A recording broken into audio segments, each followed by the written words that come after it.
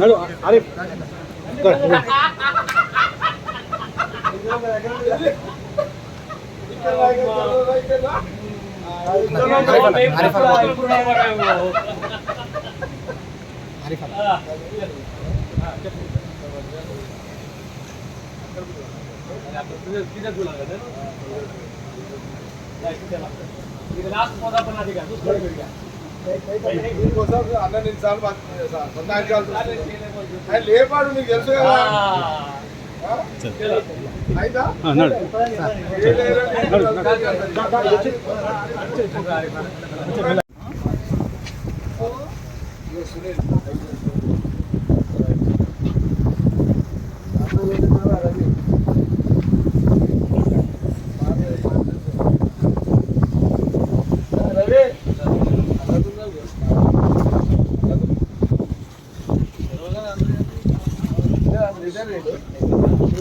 రవి ఉంటాడు ఇంకా లోకల్గా చూస్తాను.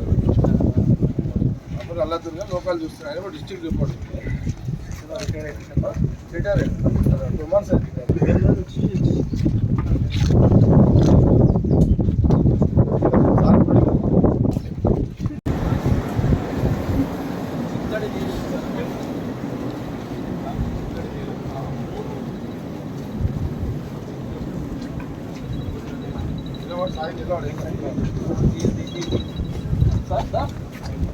रुकेको रानी रा साई रा निलवाड़ फोटो तुम लोग आटो भाई फोटो उतरते लोग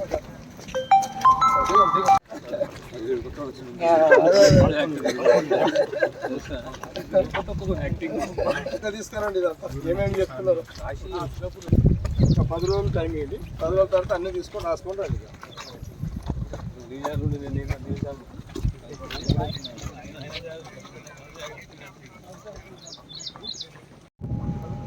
గత 48 గంటల నుంచి తెలంగాణ ప్రాంతంలో విపరీతంగా వర్షాలు, కొన్ని ప్రాంతాల్లో విపరీతంగా భారీ వర్షాలు. ఇందులో మన జిల్లా సంగారెడ్డి జిల్లాలో నిన్న ఈరోజు సుమారు సగటున ఈరోజు సగటున నిన్న ప్రత్యేకంగా 68 మిల్లీమీటర్స్ అంటే 6.8 cm వర్షం నమోదైంది. అన్ని జాగ్రత్తలు ప్రభుత్వం తీసుకుంటుంది. ప్రత్యేకంగా ప్రాణ నష్టం జరగకూడదు.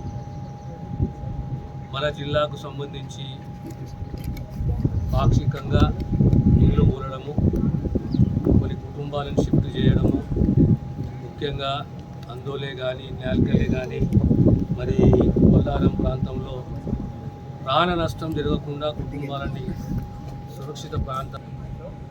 దానికి తోడు ప్రధానంగా మనం మంజీరా బ్యారేజ్, చారిత్రక మంజీరా బ్యారేజ్, దాని సామర్థ్యము 3.5 TMC. ఈరోజు మాంజిరా తీయడము, ఓవర్ఫ్లో కావడము, ఒక గేటు సుమారు 1 మీటర్కి ఎత్తివేయడము, ఇన్ఫ్లో 2300 క్యూసెక్ల ఇన్ఫ్లో ఉంటే ఈరోజు అవుట్ఫ్లో 3100 అవుట్ఫ్లో.